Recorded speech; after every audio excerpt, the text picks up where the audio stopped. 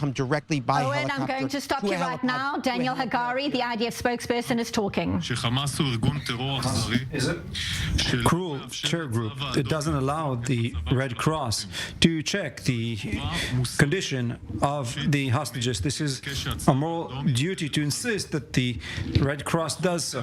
We will do everything כדי להשיב את כל החטופים הביתה, בין אם במהלך של 3 חללי צה"ל. We announced to the families of 3 fallen IDF families about their death.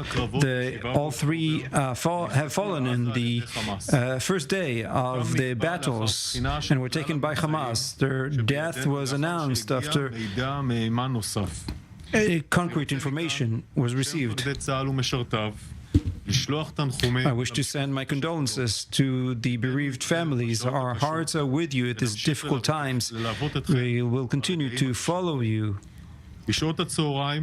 Around noontime, 3 IEDs have detonated in the Gaza Strip. In one case, live fire was also executed. IDF forces fired back towards the source of the fire. If any of our enemies may think that this is a time to strike the IDF, he's wrong. The safety of our forces comes first. We're set in our operational lines, and any attempt to hurt our forces will be met with strong fire and determination. We will do everything at any given moment. We'll do the right thing for the state of Israel that serves the goals of this war. The IDF uses the day of the pause for its readiness and approving plans for the next stages. The IDF is prepared. The Chief of Staff in the Northern Command today met the heads of the communities. He marked the strength of those communities, telling them, you are the source of our power that enables us to continue and fight. The IDF is committed to ensure a different reality in the borders. This is one of the goals of the war. Now I will take questions and then give a few statements in English about the hostages. Tonight it was reported of a new outline under which all the hostages will be released in return for terrorists. Is the operation of the IEDs a violation of the pause? As I said, today was a violation of the agreement. There are rules. We have our lines. We responded with heavy fire and we'll continue to do so to kill any terrorist that threatens the lives of our forces. Any terrorist that comes across our forces will die. The principle of the safety of our troops comes first. The IDF knows how to manage this.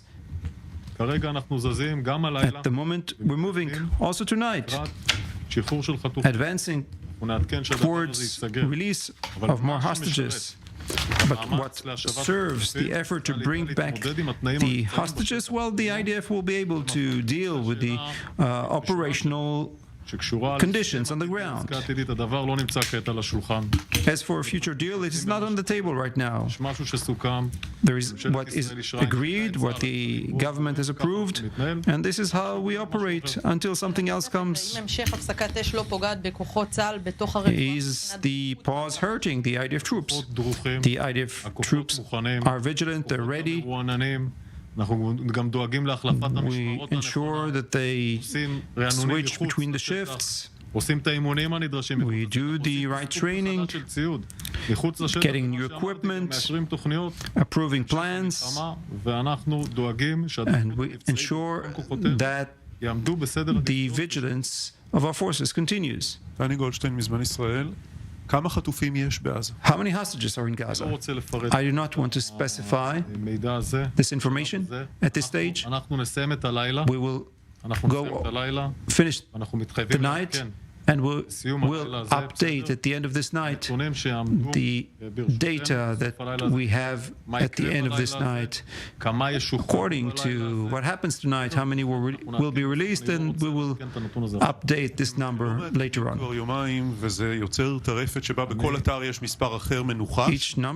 Each website has a different number. This is difficult for anyone involved. Why don't you update? We have the will.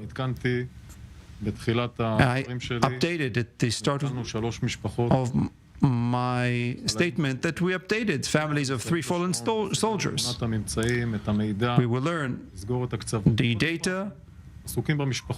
We're dealing with the families right now. I will not give information to the public before I give it to the families. We will go over this night and see if it doesn't hurt the security of the troops. If so, we will give more information. Now, a few words in English. Inside Gaza, at this very moment, Hamas is holding our people hostage. Men, women, children, babies. We urge all people who care about women's rights, children's rights, human rights, the future of humanity to join us in calling for the immediate release of our hostages. Those who used their voices to denounce violence against Iranian women. Those who used their voices to denounce violence against Yazidi women. Those who used their voices to denounce the kidnapping of Nigerian schoolgirls and demand their return. Raise your voices. Speak up for our hostages who are silenced. Demand their immediate return. Right now, UN Women has launched a campaign to fight against gender-based violence called No Excuses.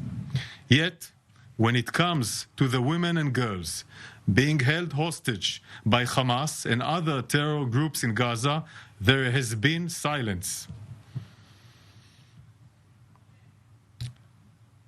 There is no excuse for silence. People who care about women's rights, children's rights, human rights, the future of humanity should show it. Speak up. Demand the Red Cross see them. Speak up. Demand the immediate release. Demand their immediate release of all our hostages. The IDF will do everything to rescue the hostages. Thank you.